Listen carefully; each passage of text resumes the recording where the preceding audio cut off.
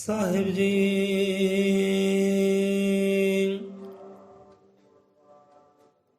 ਹਾਜ਼ਰ ਅਮਰ ਤ੍ਰਿਕਾਲਦਰਸ਼ੀ ਸ਼੍ਰੀ ਗੁਰੂ ਵਾਲਮੀਕ ਭਗਵਾਨ ਜੀ ਮਹਾਰਾਜ ਸਹਾਏ। ਸਤਿਗੁਰੂ ਗਿਆਨ ਸਤਿਗੁਰੂ ਹਰੀ ਨਾਥ ਸਤਿਗੁਰੂ ਮਲਕੀਤ ਨਾਥ ਸ਼ਬਦ ਗੁਰੂ ਮਹਾਰਾਜ ਸਹਾਏ।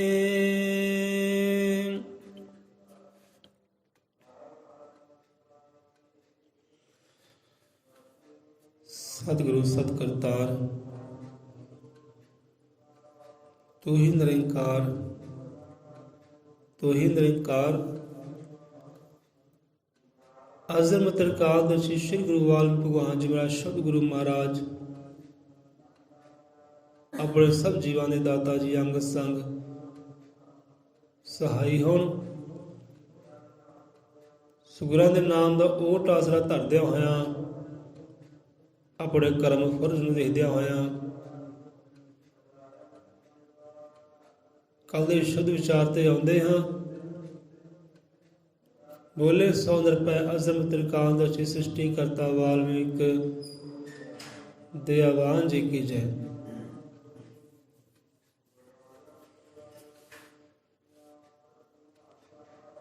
ਸੋ ਕੱਲ ਦੀ ਕਥਾ ਕਹਾਣੀ ਅਦਬ ਸਤਿਕਾਰ ਤੋਂ ਆਰੰਭ ਹੋਈ ਸੀ, ਸ਼੍ਰੀ ਤੋਂ ਆਰੰਭ ਹੋਈ। ਥੋੜਾ ਜਿਹਾ ਲੈ ਲੈਂਦੇ ਹਾਂ। ਮਹਾਰਾਜ ਸਾਹਿਬ ਜੀਵਨ ਮਤ ਸਮਤ ਬਖਸ਼ੀ ਕਰਨ। ਅਦਬ ਸਤਿਕਾਰ ਇੰਨਾ ਕਵਾਂਗੇ ਭਾਈ, ਕਿਉਂਕਿ ਹਰ ਇੱਕ ਬੰਦਾ ਜਿਹੜਾ ਨਾ ਉਹ ਅਦਬ ਚਾਹੁੰਦਾ, ਸਤਿਕਾਰ ਚਾਹੁੰਦਾ, ਮਾਣ ਚਾਹੁੰਦਾ, ਸਨਮਾਨ ਚਾਹੁੰਦਾ, ਇੱਜ਼ਤ ਚਾਹੁੰਦਾ, ਰਿਸਪੈਕਟ ਚਾਹੁੰਦਾ ਹਰ ਕੋਈ। ਪਰ ਇਹ ਰਿਸਪੈਕਟ, ਇਹ ਇੱਜ਼ਤ, ਮਾਣ ਪ੍ਰਾਪਤ ਕਰਨ ਨੂੰ ਹੁੰਦੀ ਹੈ।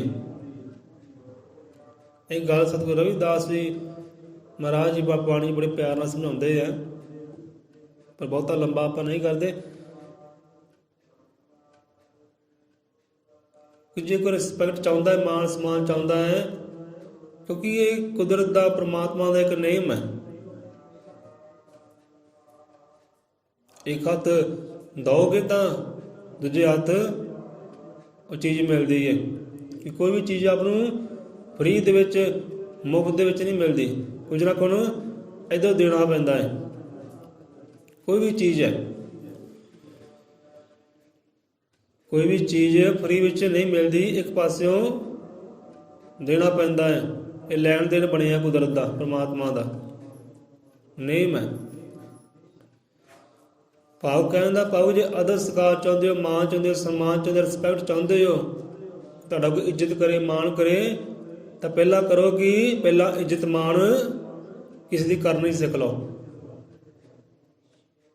ਇਹ ਚਾਹੁੰਦਾ ਤਾਂ ਹਰ ਕੋਈ ਹੈ, ਮੇਰਾ ਮਾਣ ਕਰੇ, ਸਨਮਾਨ ਕਰੇ, ਮੈਨੂੰ ਜੀ ਕਹਿ ਕੇ ਬੁਲਾਵੇ, ਤਾਂ ਪਹਿਲਾਂ ਪਿਆਰਾ ਕਰ ਕੀ ਜੀ ਕਹਿਣਾ ਸਿੱਖ ਲੈ। ਸੌਖੀ ਗੱਲ ਹੈ। ਇੱਧਰੋਂ ਜੀ ਜਾਏਗੀ ਤੇ ਅੱਗਿਓਂ ਜੀ ਆਏਗੀ। ਜਾਂ ਪੜ੍ਹਨ ਵਿੱਚ ਹੀ ਆਉਂਦਾ ਕਿ ਜੀ ਕਹੋ ਤੇ ਜੀ ਕਹੋ, ਮੁਹਾਵਰਾ ਕਹਿੰਦਾ ਹੈ ਕਿ ਜੀ ਕਹੋ ਤੇ ਜੀ ਕਹਾਓ। ਜੇ ਤੁਹਾਡੀ ਆਦਤ ਗੱਲ ਬੰਦਾ ਇੱਦਾਂ ਕਰਦਾ ਗਾਲੀ ਦੇ ਕੇ, ਇਹੋ ਜਿਹੀ ਵੀ ਹੈ ਜੋ ਗੱਲ ਕਰਨੀ ਹੈ ਕਿਸੇ ਕੁੱਤਾ ਬਿੱਲਾ ਕਹਿ ਕੇ, ਜਾਂ ਦੇਖਿਓ ਕਿ ਕਿੱਦਾਂ ਕਰਦੇ ਆ, ਜਿੱਦਾਂ ਦੀ ਗੱਲ ਤੁਸੀਂ ਕਰਨੀ ਹੈ ਤੇ ਅੱਗਿਓਂ ਵੀ ਉੱਦਾਂ ਦੀ ਹੋਣੀ ਆ। ਆਪਾਂ ਕਿਸੇ ਨਾਲ ਇੱਦਾਂ ਨਹੀਂ ਕਰਦੇ, ਸਾਡੇ ਨਾਲ ਕੋਈ ਸਾਡੇ ਨਾਲ ਇੱਦਾਂ ਕਰਦਾ ਹੈ। ਇਹੋ ਜਿਹੇ ਬੰਦੇ ਇਨਸਾਨ ਹੈ, ਉਹ ਹੋਰ ਨਾਲ ਕਰਨਗੇ, ਪਰ ਸਾਡੇ ਨਾਲ ਅੱਜ ਤੱਕ ਕਿਸੇ ਨੇ ਇੱਦਾਂ ਕੀਤੀ ਨਹੀਂ। ਸਾਨੂੰ ਕੋਈ ਮੰਦਾ ਬੋਲ ਕੇ, ਕੁੱਤਾ ਬਿੱਲਾ ਕਹਿ ਕੇ ਗੱਲ ਕਰੇ, ਕਦੀ ਹੋ ਹੀ ਨਹੀਂ ਸਕਦਾ। ਜਿਸ ਦਿਨ ਆਪਾਂ ਇਹ ਗੱਲ ਕਰਾਂਗੇ ਅੱਗਿਓਂ ਵੀ ਉੱਦਾਂ ਹੀ ਬੋਲੀ ਹੋਣੀ ਆਉਣੀ ਹੈ। ਬੱਚੇ ਵੀ ਇੱਦਾਂ ਹੀ ਕਰਦੇ ਅੱਜ ਕੱਲ੍ਹ ਤਾਂ। ਸੋ ਕਹਿਣ ਦਾ ਭਾਵ, ਜੇ ਅਦਬ ਚਾਹੁੰਦੇ ਹੋ, ਸਤਿਕਾਰ ਚਾਹੁੰਦੇ ਹੋ, ਮਾਣ ਸਨਮਾਨ ਚਾਹੁੰਦੇ ਹੋ, ਇੱਜ਼ਤ ਚਾਹੁੰਦੇ ਹੋ ਨਾ, ਪਹਿਲਾਂ ਇੱਜ਼ਤ ਕਿਸੇ ਦੀ ਕਰਨੀ ਸਿੱਖ ਲਓ। ਇੱਧਰੋਂ ਇੱਜ਼ਤ ਜਾਏਗੀ, ਉੱਧਰੋਂ ਇੱਜ਼ਤ ਆਏਗੀ, ਭਾਵ ਕਿ ਮਾਣ ਸਨਮਾਨ ਆਏਗਾ। ਜਾਂ ਗਾਉਣ ਵਾਲੇ ਨੇ ਕਿਹਾ ਨਾ ਕਿ ਸੱਜਣਾ ਤੂੰ ਜੋ ਵੀ ਸੁਨਾਵਾਂ ਤੈਨੂੰ ਸੱਚ ਦੀ ਇੱਜ਼ਤ ਕਰੇ ਤਾਂ ਕਦੇ ਇੱਜ਼ਤ ਨਹੀਂ ਘਟਦੀ। ਬੰਦਾ ਕਹਿੰਦਾ ਖਰੇ ਸ਼ਾਇਦ ਮੇਰੀ ਸ਼ਾਨ ਜਾਂਦੀ ਹੈ, ਮੇਰਾ ਮਾਨ ਸਮਾਨ ਜਾਂਦਾ ਹੈ, ਮੈਂ ਕਿਸੇ ਦੀ ਇੱਜ਼ਤ ਕਰਦਾ, ਮਾਨ ਸਮਾਨ ਕਰਦਾ, ਜੀ ਕਹਿ ਕੇ ਬੁਲਾਉਂਦਾ ਨਾ ਮੇਰੀ ਸ਼ਾਨ ਜਾਂਦੀ। ਉਹ ਨਹੀਂ, ਤੇਰੀ ਸ਼ਾਨ ਜਾਂਦੀ ਨਹੀਂ, ਸ਼ਾਨ ਆਉਂਦੀ ਹੈ, ਬਣਦੀ ਤੇਰੀ ਸ਼ਾਨ। ਬੰਦਾ ਧਿਆਨ ਕਰੇ। ਸੋ ਜੀਵਨ ਦਾ ਵੀ ਸਤਿਕਾਰ ਕਰੋ, ਜੀਵਨ ਦਾ ਵੀ ਮਾਨ ਸਨਮਾਨ ਕਰੋ, ਰਿਸਪੈਕਟ ਕਰੋ। ਸਭ ਤੋਂ ਵੱਡੀ ਇੱਜ਼ਤ ਮਾਨ ਅਦਬ ਸਤਿਕਾਰ ਆਪਣੇ ਸੰਤਾਂ ਦਾ, ਗੁਰੂਆਂ ਰਹਿਬਰਾਂ ਦਾ ਕਰੋ, ਰੱਬ ਦਾ ਕਰੋ, ਜਿਹਦੇ ਵਿੱਚ ਸਭੇ ਵਡਿਆਈਆਂ ਹੈ, ਸਭੇ ਮਾਨ ਸਨਮਾਨ ਹੈ। ਬਾਣੀ ਵੀ ਇਹ ਗੱਲ ਕਹਿੰਦੀ ਹੈ ਕਿ ਦੁਨੀਆ ਸਗਲੇ ਸਨਮਾਨੇ ਤੇ ਨਾਮ ਬਿਨਾ ਸੰਗ ਨਹੀਂ ਜਾਣੇ। ਇਹ ਦੁਨੀਆ ਦੇ ਬੜੇ ਬੜੇ ਮਾਨ ਸਨਮਾਨ ਹੈ, ਇਹ ਦੁਨੀਆ ਦੀ ਸ਼ਾਨ ਸ਼ੌਕਤ ਹੈ। ਪਿਆਰੇ ਤੇਰੇ ਨਾਲ ਜਾਣ ਵਾਲੀ ਨਹੀਂ, ਜਿੰਨੀ ਮਰਜ਼ੀ ਇਕੱਠੀ ਕਰ ਲੈ ਮਾਨ ਸਨਮਾਨ, ਜਿੰਨਾ ਮਰਜ਼ੀ ਇਕੱਠਾ ਕਰ ਲੈ ਦੁਨੀਆਦਾਰੀ ਦੇ, ਪਰ ਨਾਲ ਨਿਭਣ ਵਾਲਾ ਨਹੀਂ ਹੈ। ਨਿਭਣ ਵਾਲਾ ਨਾਲ ਉਹਦਾ ਨਾਮ ਹੀ ਹੈ। ਸੋ ਉਹਦੇ ਨਾਮ ਦਾ ਅਦਬ ਕਰ ਲੈ, ਸਤਿਕਾਰ ਕਰ ਲੈ, ਉਹਦੇ ਨਾਮ ਨੂੰ ਪੁਕਾਰ ਨਾ। ਕਿੱਦਾਂ ਪੁਕਾਰ? ਅਦਬ ਦੇ ਨਾਲ, ਸਤਿਕਾਰ ਦੇ ਨਾਲ। ਤੇਰੀ ਜੀਵ ਦੇ ਵਿੱਚ ਰਸ ਆਵੇ, ਮਿਠਾਸ ਆਵੇ। ਜਿੱਦਾਂ ਆਪ ਦੇਖਦੇ ਨਾ ਕਿੱਦਾਂ ਬੱਚੇ ਪੁਕਾਰਦੇ ਆ, ਜਾਂ ਨੌਜਵਾਨ ਕਿੱਦਾਂ ਪੁਕਾਰਦੇ ਆ, ਜਾਂ ਬਜ਼ੁਰਗ ਕਿੱਦਾਂ ਪੁਚਾਰਦੇ ਆਪਣੇ ਸੰਤਾਂ ਰਹਿਬਰਾਂ ਦੇ ਨਾਮੇ ਨੂੰ। ਦੇਖਿਆ ਕਦੀ ਨਾ? ਚਾਹੇ ਬਜ਼ੁਰਗ ਲਾ ਲਓ, ਚਾਹੇ ਨੌਜਵਾਨ ਲਾ ਲਓ, ਚਾਹੇ ਬੱਚੇ ਲਾ ਲਓ, ਆਪਣੇ ਸੰਤਾਂ ਰਹਿਬਰਾਂ ਦੇ ਨਾਮੇ ਨੂੰ ਕਿੱਦਾਂ ਪੁਕਾਰਦੇ ਆ। ਆਪਾਂ ਨਿੱਤ ਰੋਜ਼ ਇਹ ਵੇਖੀਦਾ ਕਿ ਬਾਬਾ ਰਵਿਦਾਸ ਕਹਿੰਦੇ ਹੈ, ਕਿ ਬਾਬਾ ਵਾਲਮੀਕ ਕਹਿੰਦੇ ਹੈ, ਕਿ ਡਾਇਰੈਕਟ ਵਾਲਮੀਕ ਕਹਿੰਦੇ ਹੈ, ਡਾਇਰੈਕਟ ਰਵਿਦਾਸ ਕਹਿੰਦੇ ਹੈ। ਪਰ ਇਹੋ ਜਿਹੇ ਜੀਵ ਹੁੰਦੇ ਆ ਜੋ ਗੁਰੂ ਮੱਤ ਵਾਲੇ ਹੁੰਦੇ ਆ, ਕਿਉਂਕਿ ਇਹ ਅਦਬ ਸਤਿਗੁਰੂ ਸਿਖਾਉਂਦਾ ਹੈ ਕਿ ਕਿੱਦਾਂ ਅਦਬ ਕਰਨਾ। ਤੇ ਕਈ ਪਿਆਰੇ ਇਹੋ ਹੁੰਦੇ ਆ, ਉਹ ਸਤਿਗੁਰੂ ਲਗਾਉਂਦੇ ਆ ਕਿ ਮੇਰੇ ਸਤਿਗੁਰੂ ਰਵਿਦਾਸ ਜੀ, ਮੇਰੇ ਸਤਿਗੁਰੂ ਭਗਵਾਨ ਵਾਲਮੀਕ ਮਹਾਰਾਜ ਜੀ, ਮੇਰੇ ਰੱਬ ਪਰਮਾਤਮਾ ਪਰਮ ਪਿਤਾ ਪਰਮਾਤਮਾ ਵਾਲਮੀਕ ਮਹਾਰਾਜ ਜੀ। ਜਿਹਦਾ ਆਪਾਂ ਅਰਦਾਸ ਕਰਦੇ ਹਾਂ, ਅਰਦਾਸ ਤੋਂ ਬਾਅਦ ਜੈਕਾਰਾ ਲਗਾਉਂਦੇ ਹਾਂ ਕਿ ਸ਼੍ਰੀ ਗੁਰੂ ਵਾਲਮੀਕ ਦਇਆਵਾਨ ਜੀ ਕੀ ਜੈ। ਕੀ ਕਰਦੇ ਹਾਂ? ਸ਼੍ਰੀ ਗੁਰੂ। ਸ਼੍ਰੀ ਤੋਂ ਭਾਵ ਕੇ ਅਦਬ, ਸਤਿਕਾਰ, ਇੱਕ ਇੱਜ਼ਤ, ਰਿਸਪੈਕਟ। ਜਿੰਨਾ ਅਦਬ ਆਪਣੀ ਜੀਭਾਂ ਤੇ ਲੈ ਕੇ ਆਓ, ਸਤਿਕਾਰ ਆਪਣੀ ਜੀਭਾਂ ਤੇ ਲੈ ਕੇ ਆਓਗੇ, ਉਨੀ ਜ਼ੁਬਾਨ ਵਿੱਚ ਵੀ ਮਿਠਾਸ ਆਏਗੀ, ਤੁਹਾਡੇ ਜੀਵਨ ਵਿੱਚ ਵੀ ਮਿਠਾਸ ਆਏਗੀ। ਤੁਸੀਂ ਅਦਬ ਕਰੋਗੇ ਆਪਣੇ ਸੰਤ ਦਾ, ਆਪਣੇ ਰਹਿਬਰ ਦਾ, ਆਪਣੇ ਰੱਬ ਦਾ, ਕਿ ਦੁਨੀਆ ਤੁਹਾਡਾ ਅਦਬ ਕਰੇਗੀ, ਸਤਿਕਾਰ ਕਰੇਗੀ। ਇਹ ਲਿਖ ਲਿਓ ਦਿਲਾਂ ਦੇ ਉੱਪਰ। ਜਿੰਨਾ ਤੁਸੀਂ ਆਪਣੇ ਸੰਤਾਂ ਦਾ, ਗੁਰੂਆਂ ਦਾ ਔਰ ਰੱਬ ਦਾ, ਜੀਵਨ ਦਾ ਅਦਬ ਕਰੋਗੇ ਕਿ ਦੁਨੀਆ ਉਹਨਾਂ ਅਦਬ ਤੁਹਾਡਾ ਕਰੇਗੀ। ਸੋ ਅਦਬ ਕਰਨਾ ਸਿੱਖ ਲਈ। ਤੇ ਗੁਰੂ ਸਿਖਾਉਂਦਾ ਅਦਬ ਕਰਨਾ, ਕਿੱਦਾਂ ਕਿਸੇ ਦਾ ਅਦਬ ਸਤਿਕਾਰ ਕਰਨਾ। ਸੋ ਗੱਲ ਅਦਬ ਸਤਿਕਾਰ ਤੋਂ ਸ਼ੁਰੂ ਹੋਈ ਹੈ। ਤੇ ਜੀ ਕਹੋ ਤੇ ਜੀ ਕਹੋ। ਆਪਣੇ ਸੰਤਾਂ ਰਹਿਬਰਾਂ ਦੇ ਨਾਮੇ ਨੂੰ ਪੁਕਾਰਨਾ, ਉਹ ਵੀ ਅਦਬ ਦੇ ਨਾਲ, ਸਤਿਕਾਰ ਦੇ ਨਾਲ ਸ਼੍ਰੀ ਲਗਾ ਕੇ, ਸਤਿਗੁਰੂ ਲਗਾ ਕੇ, ਰੱਬ ਪਰਮਾਤਮਾ ਲਗਾ ਕੇ। ਗੁਰੂ ਨੂੰ ਮੰਨੋ, ਜੇ ਗੁਰੂ ਨੂੰ ਮੰਨਦੇ ਹੋ, ਗੁਰੂ ਨੂੰ ਰੱਬ ਵੀ ਮੰਨੋ। ਇਹੋ ਜਿਹਾ ਅਦਬ ਸਤਿਕਾਰ ਦਿਓ ਉਹਨੂੰ, ਤਾਂ ਜੋ ਆਉਣ ਵਾਲੇ ਸਮੇਂ 'ਚ ਦੁਨੀਆ ਤੁਹਾਡਾ ਅਦਬ ਕਰੇ, ਤੁਹਾਡਾ ਸਤਿਕਾਰ ਕਰੇ। ਇਹ ਹੁੰਦਾ ਹੈ। ਸੋ ਅੱਗੇ ਵੱਧਦੇ ਹਾਂ। ਸੋ ਅਦਬ ਸਤਿਕਾਰ ਤੇ ਹੋਰ ਵੀ ਬਹੁਤ ਕਹਾਣੀਆਂ ਹੈ। ਆਪਾਂ ਸ਼ਬਦਾਂ ਤੇ ਆਉਂਦੇ ਹਾਂ। ਪਰ ਸ਼ਬਦ ਵਿਚਾਰ ਚੱਲਦੀ ਸੀ।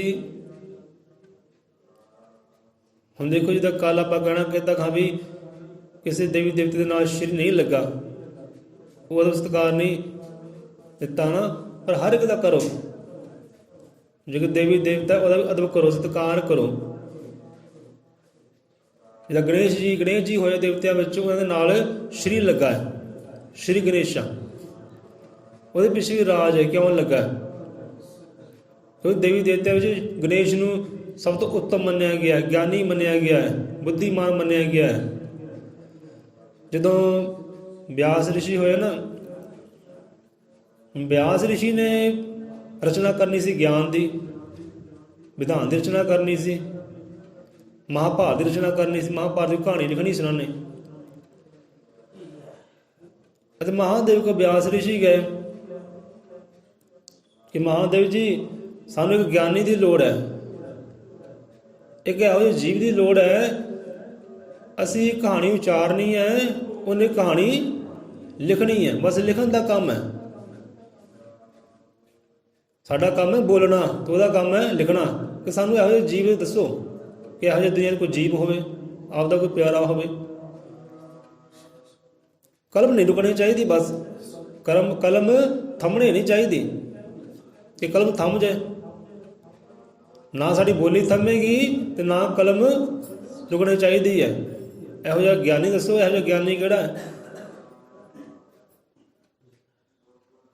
ਕਿ ਸਾਡਾ ਕੰਮ ਕਹਾਣੀ ਬੋਲਣਾ ਹੈ, ਕਹਾਣੀ ਉਚਾਰਨਾ ਹੈ।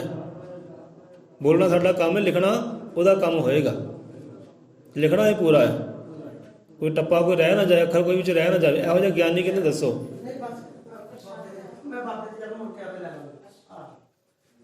ਉਸ ਵੇਲੇ ਮਹਾਦੇਵ ਜੀ ਕਹਿੰਦੇ ਬਿਆਸਰੀ ਜੀ ਏਦਾਂ ਕਰੋ,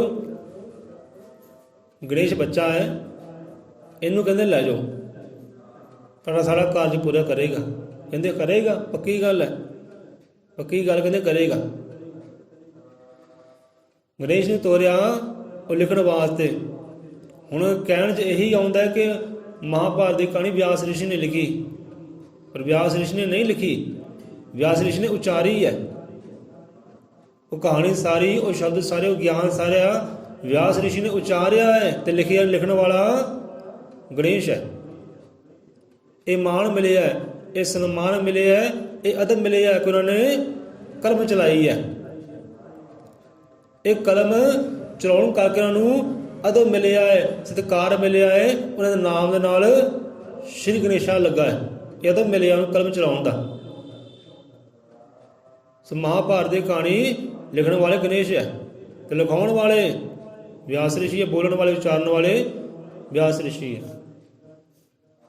ਸੋ ਇੱਦਾਂ ਅਦਬ ਸਤਿਕਾਰ ਉਹਨਾਂ ਨੂੰ ਪ੍ਰਾਪਤ ਹੋਇਆ ਹੈ, ਬੜੇ ਗਿਆਨੀ ਹੋਏ ਹੈ। ਜਿੱਦਾਂ ਜਿੱਦਾਂ ਵਿਚਾਰਦੇ ਸੀ ਉਦੋਂ ਤਾਂ ਲਿਖਦੇ ਸੀ। ਸਮਾਂ ਵੀ ਅੱਜ ਕੱਲ੍ਹ ਤਾਂ ਪੈਨ ਹੈ ਨਾ, ਉਸੇ ਹੁੰਦਾ ਸੀ ਸਿਆਹੀਆਂ, ਡੋਕਾ ਭਰਨਾ ਤੇ ਫਿਰ ਲਿਖਣਾ, ਡੋਕਾ ਭਰਨਾ ਫਿਰ ਲਿਖਣਾ। ਤੇ ਕਿੰਨੀ ਸਪੀਡ ਨਾਲ ਉਹ ਉਚਾਰਦੇ ਹੋਣਗੇ, ਕਿੰਨੀ ਸਪੀਡ ਨਾਲ ਉਹ ਲਿਖਦੇ ਹੋਣਗੇ। ਪੂਰਾ ਗ੍ਰੰਥ ਹੀ ਲਿਖ ਦਿੱਤਾ ਇੱਕੋ ਸਮੇਂ 'ਚ। ਇੱਦਾਂ ਕਥਾ ਕਹਾਣੀ ਹੈ। ਸੋ ਹਰ ਇੱਦਾਂ ਅਦਬ ਕਰੋ, ਸਤਿਕਾਰ ਕਰੋ। ਬਾਣੀ ਦੀ ਗੱਲ ਤੋਰੀ ਸੀ ਕਿ ਬ੍ਰਹਮਾ ਵਿਸ਼ਨੂੰ ਮਹੇਸ਼ ਨੇ ਬਾਣੀ ਪੜ੍ਹੀ ਹੈ, ਬਾਣੀ ਗਾਈ ਹੈ, ਗਿਆਨ ਲਿਆ ਹੈ, ਪਰ ਯਾਦ ਕਰਿਓ ਉਹਨਾਂ ਨੇ ਉਸ ਆਦਿ ਕਵੀ ਦੀ ਉਚਾਰੀ ਹੋਈ ਬਾਣੀ ਨੂੰ ਸਿਮਰਿਆ, ਉਹਦੇ ਨਾਲ ਸਾਧਨਾ ਕੀਤੀ ਹੈ। ਸਾਧਨਾ ਕਰਕੇ ਉਹ ਸ਼ਕਤੀਆਂ ਦੇ ਮਾਲਕ ਹੋਏ ਆ। ਸਾਧ ਕੇ ਬਾਣੀ ਨੂੰ ਸਾਧ ਕੇ, ਉਹ ਸ਼ਬਦਾਂ ਨੂੰ ਸਾਧ ਕੇ ਉਹ ਸ਼ਕਤੀਆਂ ਦੇ ਹੋ ਗਏ ਮਾਲਕ। ਉਹਨਾਂ ਨੂੰ ਸ਼ਕਤੀਆਂ ਆ ਗਈਆਂ। ਜਿੱਦਾਂ ਬਾਬਾ ਫਰੀਦ ਸਾਹਿਬ ਨਹੀਂ, ਉਹਨਾਂ ਨੇ 12 ਸਾਲ ਦੀਆਂ ਭਗਤੀਆਂ ਕੀਤੀਆਂ। ਜਦ ਗੁਰੂ ਵਾਲੇ ਨਹੀਂ ਸੀ, ਗੁਰਮੰਤਰ ਕੋਈ ਨਹੀਂ ਸੀ ਲਿਆ, ਕੋਈ ਅਭਿਆਸ ਕਰਨ ਵਾਲਾ ਤਰੀਕਾ ਜੁਗਤੀ ਕੋਈ ਨਹੀਂ ਸੀ ਲਿਆ। ਮਾਤਾ ਨੇ ਕਿਹਾ ਕਿ ਜਾ ਬੇਟਾ ਅੱਲਾਹ ਦਾ ਜਾਪ ਕਰ, ਅੱਲਾ ਦੇ ਨਾਮ ਨਾਲ ਸਿਮਰਨ ਕਰ। ਬਸ ਉਹੀ ਅੱਲਾ ਸ਼ਬਦ ਲੈ ਕੇ ਜੰਗਲੀ ਤੁਰ ਪਏ ਤੇ ਅੱਲਾ ਸ਼ਬਦ ਦੇ ਨਾਲ ਹੀ ਉਹਨਾਂ ਨੇ ਆਪਣਾ ਅਭਿਆਸ ਕੀਤਾ, ਭਗਤ ਕੀਤੀ। ਉਹ ਸ਼ਬਦ ਨੂੰ ਸਾਧਨਾ ਕਰ ਲਿਆ, ਪੱਕਾ ਕਰ ਲਿਆ, ਦ੍ਰਿੜ ਕਰ ਲਿਆ ਆਪਣੇ ਰੋਮ ਰੋਮ ਦੇ ਵਿੱਚ ਅੱਲਾ ਸ਼ਬਦ ਨੂੰ। ਅੱਲਾ ਸ਼ਬਦ ਨੂੰ ਸਾਧਿਆ ਤੇ ਹੋਇਆ ਕਿ ਉਹਨਾਂ ਅੰਦਰ ਸ਼ਕਤੀਆਂ ਆਈਆਂ, ਸ਼ਕਤੀ ਦੇ ਮਾਲਕ ਹੋ ਗਏ। ਉਹ ਜੇ ਕਿਸੇ ਨੂੰ ਕਹਿ ਦਿੱਤਾ ਕਿ ਮਰ ਜਾਓ ਚਿੜੀਓ, ਚਿੜੀਆਂ ਮਰ ਗਈਆਂ। ਉੜ ਜਾਓ ਚਿੜੀਓ, ਉੜ ਗਈਆਂ ਚਿੜੀਆਂ। ਇੱਦਾਂ ਸ਼ਬਦ ਨੂੰ ਸਾਧ ਕੇ ਸ਼ਕਤੀਆਂ ਤਾਂ ਆ ਗਈਆਂ, ਪਰ ਉਹ ਆਨੰਦ ਨਹੀਂ ਆਇਆ, ਉਹ ਅੱਲਾ ਨਹੀਂ ਸਮਾਇਆ। ਅੱਲਾ ਦਰਸ਼ਨਦਾਰੇ ਨਹੀਂ ਹੋਏ। ਅੱਲਾ ਦਰਸ਼ਨਦਾਰੇ ਕਦੋਂ ਹੋਏ? ਜਦੋਂ ਸਤਿਗੁਰੂ ਵਾਲੇ ਹੋਏ, ਸਤਿਗੁਰੂ ਤੋਂ ਨਾਮ ਸ਼ਬਦ ਦੀ ਦਾਤ ਲਈ, ਉਹਦੇ ਨਾਲ ਅਭਿਆਸ ਕੀਤਾ, ਭਗਤ ਕੀਤੀ, ਫਿਰ ਜਾ ਕੇ ਅੱਲਾ ਨੂੰ ਸਤਿਗੁਰੂ ਵਿੱਚੋਂ ਵੇਖਿਆ। ਸੋ ਇਹਦੇ ਕਥਾ ਕਹਾਣੀ ਹੈ। ਦੇਵੀ ਦੇਵਤਿਆਂ ਕੋਲ ਗਿਆਨ ਹੈ, ਬਾਣੀ ਹੈ ਉਸ ਆਦਿ ਕਵੀ ਦੀ। ਬਾਣੀ ਨਾਲ ਸਾਧਨਾ ਕਰ ਕਰਕੇ ਉਹ ਸ਼ਕਤੀ ਦੇ ਮਾਲਕ ਹੋ ਗਏ, ਪਰ ਉਹ ਅਪਾਰ ਬ੍ਰਹਮ ਪਰਮੇਸ਼ਵਰ ਪਰਮਾਤਮਾ ਨੂੰ ਅਜੇ ਤੱਕ ਪਾ ਨਹੀਂ ਸਕੇ, ਉਹਨਾਂ ਵਿੱਚ ਲੀਨ ਨਹੀਂ ਹੋ ਸਕੇ, ਭਾਵੇਂ ਉਹਨਾਂ ਕੋਲ ਬੇਸ਼ੱਕ ਸ਼ਕਤੀਆਂ ਹੈ। ਪਰ ਇੱਥੇ ਵੇਦ ਗ੍ਰੰਥ ਪੜ੍ਹਨ ਦੇ ਨਾਲ ਗਾਉਣ ਦੇ ਨਾਲ ਗੱਲ ਨਹੀਂ ਬਣਨੀ। ਸ਼ਕਤੀਆਂ ਆ ਸਕਦੀਆਂ ਸ਼ਬਦਾਂ ਨੂੰ ਸਾਧ ਕੇ, ਪਰ ਉਹ ਆਨੰਦ ਨਹੀਂ ਆ ਸਕਦਾ, ਉਹ ਮੁਕਤੀ ਨਹੀਂ ਮਿਲ ਸਕਦੀ। ਮੁਕਤੀ ਦੇਣੀ ਹੈ ਗੁਰੂ ਦੇ ਸ਼ਬਦ ਨੇ। ਤੇ ਇਹੀ ਗੱਲ ਸਤਿਗੁਰੂ ਕਬੀਰਦਾਸ ਵੀ ਕਹਿੰਦੀ ਹੈ, ਕਹਿੰਦੇ ਜਿਸ ਸ਼ਬਦ ਸੇ ਮੁਕਤੀ ਮਿਲੇ ਉਹ ਨਹੀਂ ਕਰਾਂ ਪਛਾਣ। ਕਹਿੰਦੇ ਉਹਦੀ ਤੂੰ ਪਛਾਣ ਨਹੀਂ ਕੀਤੀ। ਜਿਹੜੇ ਸ਼ਬਦ ਨਾਲ ਤੈਨੂੰ ਮੁਕਤੀ ਮਿਲਣੀ ਹੈ, ਉਹ ਪਰਮਾਤਮਾ ਮਿਲਣਾ ਹੈ, ਉਹ ਆਨੰਦ ਮਿਲਣਾ, ਉਹ ਸ਼ਬਦ ਦੀ ਪਛਾਣ ਕਰ। ਉਹ ਸ਼ਬਦ ਇਹਨਾਂ ਵੇਦਾਂ ਗ੍ਰੰਥਾਂ ਵਿੱਚ ਨਹੀਂ ਹੈ, ਉਹ ਸੰਤਾਂ ਦੇ ਕੋਲ ਹੈ, ਉਹਨੇ ਰਸਨਾ ਤੋਂ ਉਪਜਦਾ ਹੈ। ਸੋ ਬ੍ਰਹਮਾ ਵਿਸ਼ਨੂੰ ਮਹੇਸ਼ ਨੇ ਬਾਣੀ ਦਾ ਸਤਿਕਾਰ ਕੀਤਾ ਹੈ, ਬਾਣੀ ਪੜ੍ਹੀ ਹੈ, ਗਾਈ ਹੈ, ਵਿਚਾਰੀ ਹੈ, ਉਹ ਸ਼ਕਤੀਆਂ ਲੈ ਲਈਆਂ ਸ਼ਬਦਾਂ ਤੋਂ, ਉਹ ਮੰਤਰਾਂ ਤੋਂ, ਉਹ ਮੰਤਰਾਂ ਨੂੰ ਸਾਧ ਕੇ। ਪਰ ਇਕੱਲੀ ਸ਼ਕਤੀ ਕਿਸੇ ਕੰਮ ਨਹੀਂ ਆਉਂਦੀ। ਤੇ ਸ਼ਕਤੀ ਦੀ ਗੱਲ ਕਰੀ, ਸ਼ਕਤੀ ਗੁਰੂ ਗਿਆਨਨਾਥ ਮਹਾਰਾਜ ਥੋੜੀ ਸੀ ਕਿਤੇ ਬਚਪਨ ਅੰਦਰ, ਉਹੀ ਸ਼ਕਤੀਆਂ ਦੇ ਮਾਲਕ ਸੀ। ਪਰ ਰੱਬ ਨੂੰ ਕਦੋਂ ਪਾਇਆ? ਰੱਬ ਨੂੰ ਕਦੋਂ ਪਾਇਆ? ਜਦੋਂ ਸਤਿਗੁਰੂ ਨੂੰ ਪਾਇਆ, ਸਤਿਗੁਰੂ ਤੋਂ ਨਾਮ ਸ਼ਬਦ ਦਾਤ ਲਈ, ਫਿਰ ਜਾ ਕੇ ਆਨੰਦ ਨੂੰ ਪਾਇਆ, ਮੰਜ਼ਿਲ ਨੂੰ ਪਾਇਆ, ਇਹਦੀਆਂ ਸਿੱਧੀਆਂ ਨੂੰ ਪਾਇਆ। ਸੋ ਆ ਜਾਈਏ ਉਹਨਾਂ ਸ਼ਬਦਾਂ ਤੇ। ਕੱਲ ਕਿੱਥੋਂ ਵਿਸ਼ਰਾਮ ਹੋਏ ਸੀਗੇ? श्री वाल्मीकि तरलोक में गाज पे आनंद ब्रह्मा विष्णु पुकार दे प्रगट पै गोविंद तीन लोक जस कर्ण को संतन करी पुकार इंदिरापुरी पताल में हो रही जय जय कार वाल्मीकि रामायण पाखा तीन लोक भरपूर राखा सिद्ध मुनीश्वर गांव दे गणपत वेद पुराण शिव जी पे कैलाश में पार्वती करे ध्यान। इत्थे होए सी हाँ कि शिव जी पे कैलाश में पार्वती करे ध्यान। कि पार्वती ने भी शिव जी ने परमात्मा तेरी बाणी का ध्यान किया है, जुड़े तेरी बाणी दे नाल, अमृत रूपी ज्ञान नाल जुड़े है, उन्होंने साधिया तेरी बाणी नूं। रामायण की गल आई, हुण रामायण बारे गुरु ज्ञाननाथ महाराज जी की समझाते हैं? कहते वाल्मीकि रामायण पाखा तीन लोक भरपूर अखा। ਹੁਣ ਗੱਲ ਇੱਥੇ ਰਾਮਾਇਣ ਦੀ ਨਹੀਂ, ਗੱਲ ਇੱਥੇ ਸ਼ਬਦ ਦੀ ਹੈ, ਗੱਲ ਇੱਥੇ ਬਾਣੀ ਦੀ ਹੈ। ਕਹਿੰਦੇ ਬਾਣੀ ਹੀ ਪ੍ਰਮਾਤਮਾ ਇਸ ਸੰਸਾਰ ਦੀ ਰਾਖੀ ਕਰਦੀ ਹੈ, ਇਹ ਬਾਣੀ ਹੀ ਸੰਸਾਰ ਨੂੰ ਗਿਆਨ ਬਖਸ਼ੀ ਕਰਦੀ ਹੈ, ਸਿੱਧਾਂ ਬਖਸ਼ੀ ਕਰਦੀ ਹੈ, ਜੀਵਨ ਚਾਲ ਬਖਸ਼ੀ ਕਰਦੀ ਹੈ। ਤੇਰੀ ਬਾਣੀ ਇਹ ਅੰਮ੍ਰਿਤ ਬਾਣੀ।